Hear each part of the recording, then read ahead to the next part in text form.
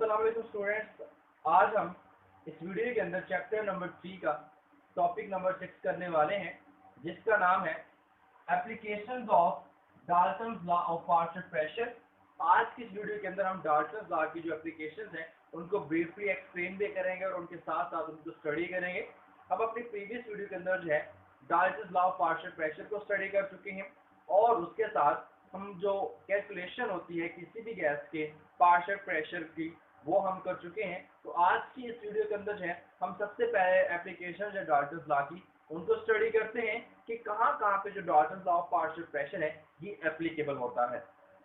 तो आइए हम स्टार्ट करते हैं आज के इस वीडियो को, आज के टॉपिक को।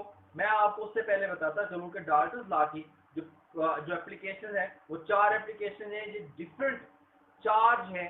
हम इसको 4 जगहों पे एप्लीकेबल कर सकते हैं Dalton's law of partial pressure को। तो आइए सबसे पहले हम देखते हैं कि जो फर्स्ट इसकी एप्लीकेशन है वो क्या है।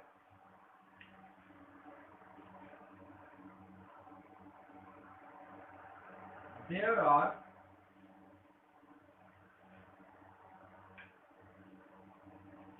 4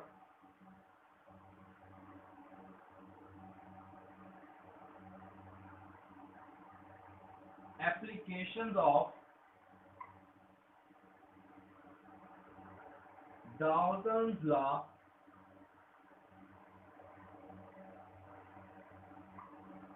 of partial pressure।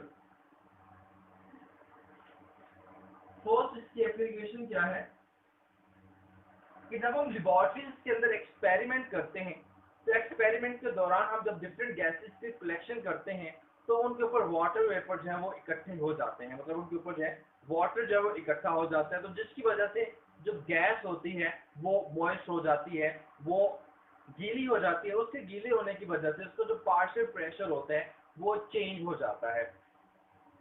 फर्स्ट क्या है कि during the selection of gases in the laboratory, water vapors are collected over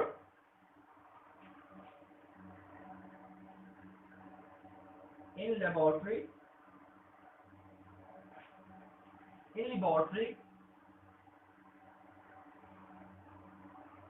when gases are collected during experiment। तो जो वाटर के वेपर्स होते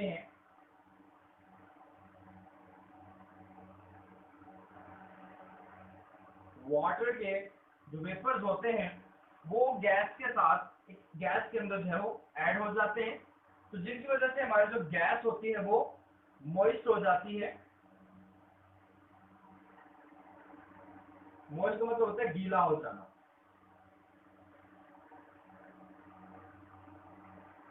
तो हमारी जो गैस है वो गीली हो जाती है, जिसकी वजह से उसका जो पार्शियल प्रेशर होता है वो चेंज हो जाता है, क्योंकि इसके अंदर जो वाटर के वेपर्स होते हैं वो भी ऐड हो जाते हैं। तो जब हम प्रेशर को कैलकुलेट करना चाहते हैं कि हम जो ड्राई गैस का प्रेशर है तो उसके लिए क्या होता है, सबसे पहले तो हम फाइंड आउट करेंगे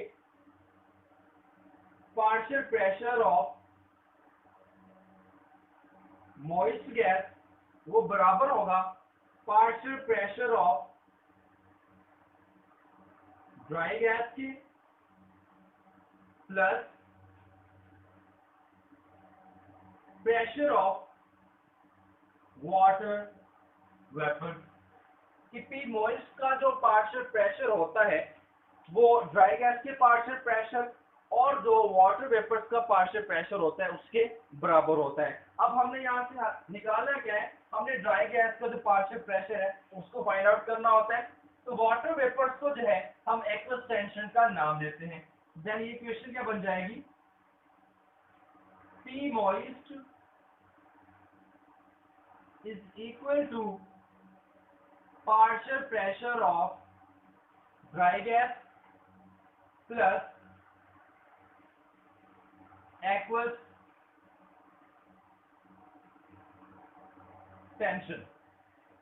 हमने फाइंड आउट करना है partial pressure of dry gas, वो बराबर होगा partial pressure of moist gas minus aqueous tension के। तो इस फॉर्मूले को, इस इक्वेशन को इस्तेमाल करते हैं हम ड्राई गैस का जो पार्शियल प्रेशर है उसको कैलकुलेट कर सकते हैं। सेकंड नंबर पे इसकी जो एप्लीकेशन है वो रेस्पिरेशन का जो प्रोसेस है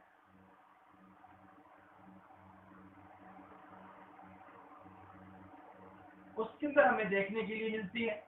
वो कहते हैं कि जब हम सांस लेते हैं, जब हम एयर को इनहेल करते हैं, मतलब एयर को हम अपने अंदर लेके जाते हैं, तो एयर को अंदर लेके जाने की वजह से या उसके पीछे क्या राज होता है, वो ये होता है कि जब हम हमारे जो लंग्स होते हैं उनके अंदर ऑक्सीजन का जो पार्शियल प्रेशर होता है वो बहुत ही कम होता है एज कम्पेयर टू हमारे सराउंडिंग। हम अपनी एयर की बात करें कि हमारी एयर के अंदर या हमारे इन्वायरमेंट के अंदर जो ऑक्सीजन का पार्शियल प्रेशर होता है वो होता है 159 टॉर। ऑक्सीजन इसका पार्शियल प्रेशर 159 टॉर होता है हमारे एयर के अंदर, जबकि हमारे लंग्स के अंदर इसका जो पार्शियल प्रेशर होता है वो होता है 116 टॉर। तो 159 टॉर जो है वो एयर के अंदर होता है, जबकि हमारे लंग्स के अंदर जो पार्शियल प्रेशर होता है ऑक्सीजन का वो 116 टॉर होता है। तो अब यहाँ पे बहुत जो है एक बहुत बड़ा जो है यहाँ पे एक डिफरेंस पाया जा रहा है इन प्रेशर्स के दरमियान। तो जिसकी वजह से एयर जो है वो हमारे इन्वायरमेंट से, हमारे जो है एयर से जो ऑक्सीजन होती है वो हमारे लंग्स में जाती है, क्योंकि लंग्स के अंदर जो पार्शियल प्रेशर होता है ऑक्सीजन का वो 116 या 116 टॉर होता है, जबकि हमारे एयर के अंदर जो ऑक्सीजन का प्रेशर होता है वो 159 टॉर का होता है। अगर हम कार्बन डाइऑक्सीजन की बात करें कि जब हम एक्सहेल करते हैं कार्बन डाइऑक्साइड को, तो कार्बन डाइऑक्साइड का जो पार्शियल प्रेशर होता है हमारे लंग्स के अंदर वो हायर होता है, higher in lungs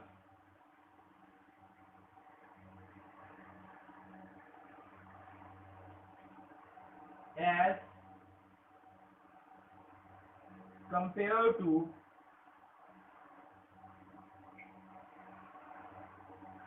air or environment. Carbon dioxide का जो पार्शियल प्रेशर होता है हमारे लंग्स के अंदर वो बहुत ज्यादा होता है, राउंड अबाउट 32 टॉर के बराबर होते हैं, जबकि हमारे एयर के अंदर बहुत ही कम होता है। तो जिसकी वजह से जो कार्बन डाइऑक्साइड होती है हमारे लंग्स से निकल के हमारे इन्वायरमेंट के अंदर आ जाती है, या हमारी जो एयर होती है उसके अंदर आके ऐड हो जाती है। तो ये सेकेंड इसकी एप्लीकेशन है। थर्ड एप्लीकेशन क्या है कि हाई एल्टीट्यूड के ऊपर, एट हाई एल्टीट्यूड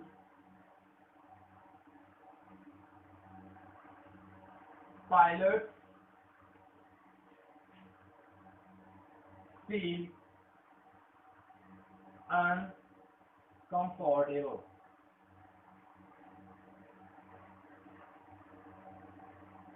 अब जो पायलट्स होते हैं जब वो हाई एल्टीट्यूड के ऊपर, मतलब जैसे जैसे वो जमीन से ऊपर बढ़ते जाते हैं तो जो पार्शियल प्रेशर होता है ऑक्सीजन का वो कम होना शुरू हो जाता है, और जो पायलट्स हैं वो अनप्रेशराइज्ड कैबिन के अंदर बैठे होते हैं जहाँ पे ऑक्सीजन का प्रेशर उतना नहीं होता जितना जो है सांस लेने के लिए हमें रिक्वायर होता है, कि जिसके अंदर हमारा जो सांस है हम इजीली जो है वो हम कंफर्टेबली जो है अपना सांस ले सकें, या वहाँ पे ब्रीथिंग का जो प्रोसेस है उसको कैरी ऑन कर सकें, कैरी आउट उसको कर सकें।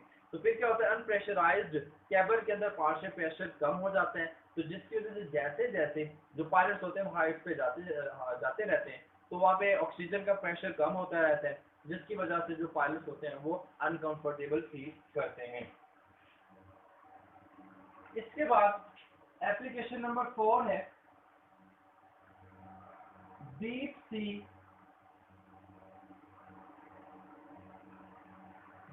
डाइवर्स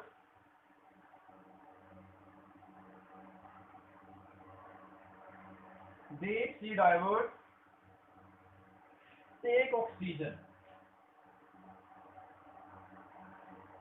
oxygen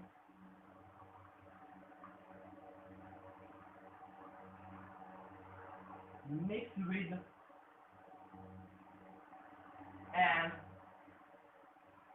इनर्ट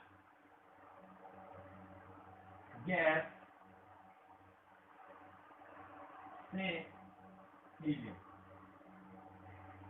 कि जो हमारे डीप सी डाइवर्स होते हैं, जो गोताखोर होते हैं, जो समंदरों के अंदर गोताखोरी करते हैं, वो क्या करते हैं, ऑक्सीजन को अपने साथ लेके जाते हैं, लेकिन उस ऑक्सीजन के साथ वो किसी इनर्ट जो हमारी गैसेज होती हैं, नोबल जो गैसेज होती हैं, helium, neon, organ, krypton, xenon जो है, उनमें से जो हीलियम गैस है इसको अपने साथ लेके जाते हैं। अब वो इसको क्यों लेके जाते हैं कि जैसे जैसे वो नीचे बढ़ते जाते हैं तो हर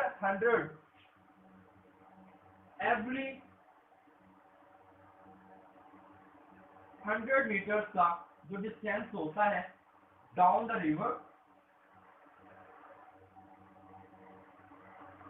डाउन द सी,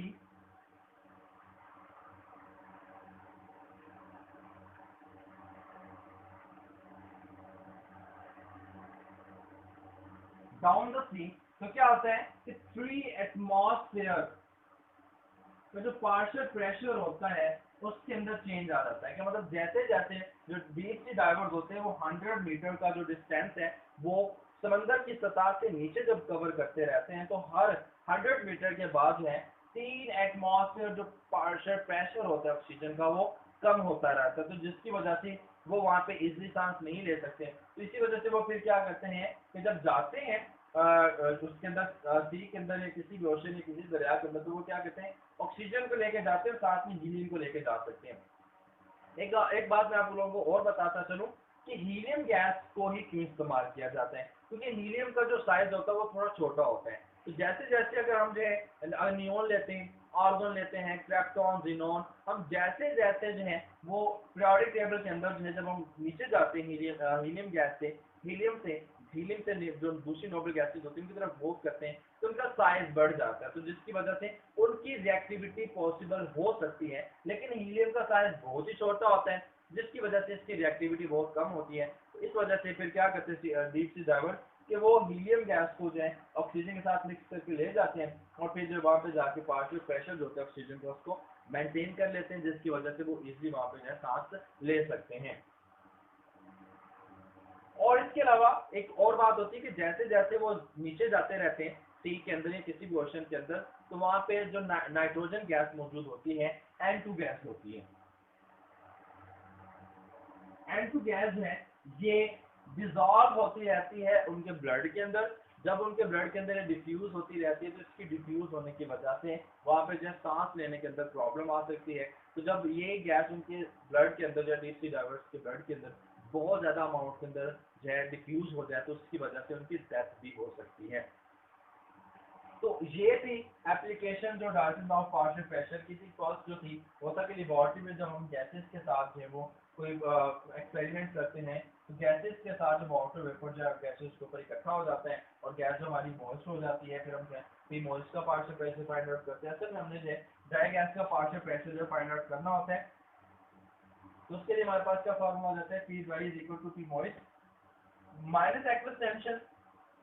फिर हमने सेकंड एप्लीकेशन देखी रेस्पिरेशन के प्रोसेस के अंदर कि हम ऑक्सीजन को इनहेल करते हैं, कार्बन डाइऑक्साइड को एक्सहेल करते हैं, ये भी पार्शियल प्रेशर के अराउंड ही जो सारा जो है वो चक्कर चलता रहता है। उसके बाद था थर्ड प्रॉपर्टी हमारे पास है कि हाई एल्टीट्यूड के ऊपर जो पायलट्स होते हैं वो अनकंफर्टेबल फील करते हैं। उस तरह से मैंने आपको बता दिया कि प्रेशराइज जो गैस होती है वहाँ पे जो पार्शियल प्रेशर होता है ऑक्सीजन का वो बहुत ही लो होना शुरू हो जाता है, जिसकी वजह से जो पायलट है उनको सांस लेने में थोड़ी तंगी महसूस होती है। और नंबर 4 पे था जो डीप सी डाइवर्स होते हैं वो ऑक्सीजन को लेके जाते हैं अपने साथ, जो डाइविंग के लिए जाते हैं समंदर के अंदर, उसके साथ जो किसी इनर्ट गैस हीलियम वगैरह को जो लेके जाते हैं, और क्योंकि उन्हें हर 100 मीटर के बाद जो है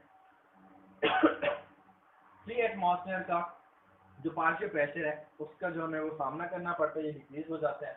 उसके बाद मैंने नाइट्रोजन गैस के बारे में आपको बताया कि नाइट्रोजन गैस है वो ब्लड के अंदर डिफ्यूज कर जाती है, जिसकी डिफ्यूजन की वजह से जो है सांस लेने में प्रॉब्लम हो सकती है और एज अ रिजल्ट जो है वो जो डीप सी डाइवर्स होते हैं उनकी डेथ भी हो सकती है। अब इसके बाद है हम बात करेंगे डिफ्यूजन और रिफ्यूजन की। तो सबसे पहले हम जो है डिफ्यूजन की बात करेंगे कि डिफ्यूजन क्या होती है।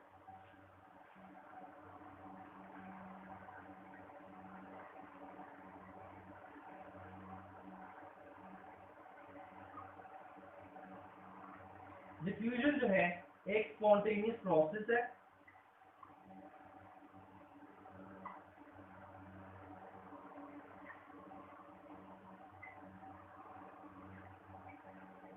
इस प्रोसेस के अंदर एक gas, one gas is mixed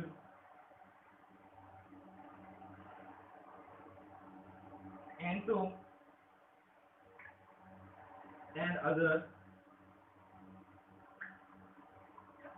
diffusion एक स्पॉन्टेनियस प्रोसेस है जिसके अंदर एक गैस जो है दूसरी गैस के साथ मिक्स हो जाती है, इंटरमिक्सिंग हो जाती है दोनों गैसेस की।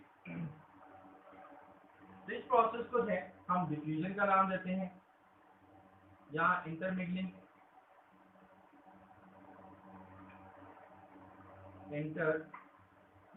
हो जाती है of to gases.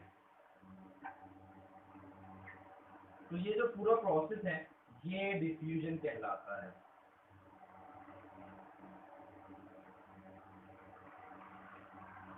For example कि हमारे पास एक कंटेनर मौजूद है,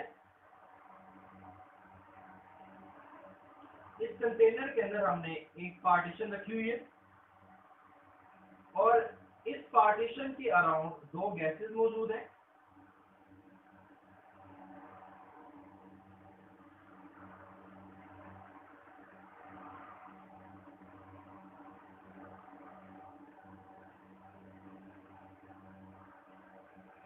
जब हम इस पार्टीशन को यहाँ से रिमूव कर देते हैं, दोनों गैसेस जो हैं एक दूसरे के अंदर है वो आके मिक्स हो जाती हैं, इंटरमिंगल हो जाती हैं।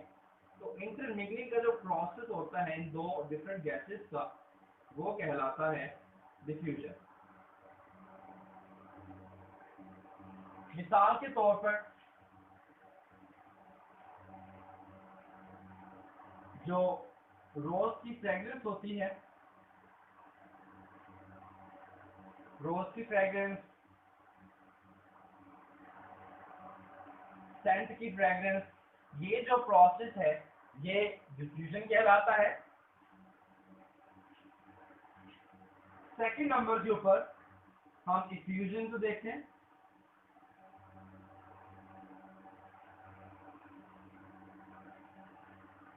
इफ्यूजन डिफ्यूजन से थोड़ा बहुत मिलता जुलता एक प्रोसेस है, लेकिन इस प्रोसेस में होता क्या है,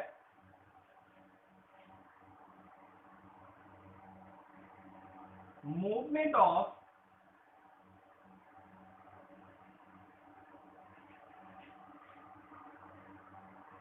gas molecules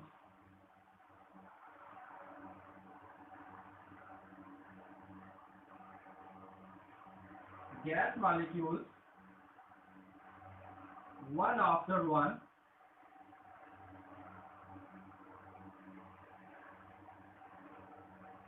from a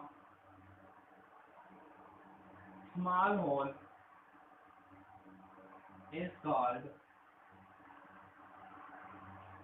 diffusion।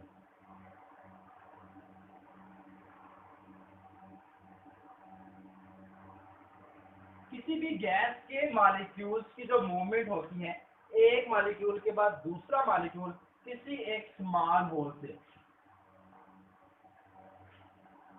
For example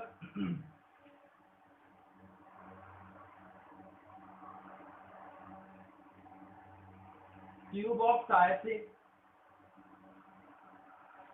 आप लोगों की गाड़ी पंक्चर हो जाती है, तो उसमें होता क्या है कि कोई कील या कोई भी जो कांटा वगैरह जो आपकी वो बाइक होती है उसके टायर में लग जाता है। तो उसके टायर में लगने की वजह से वहाँ पे एक छोटा सा जो होल क्रिएट हो जाता है।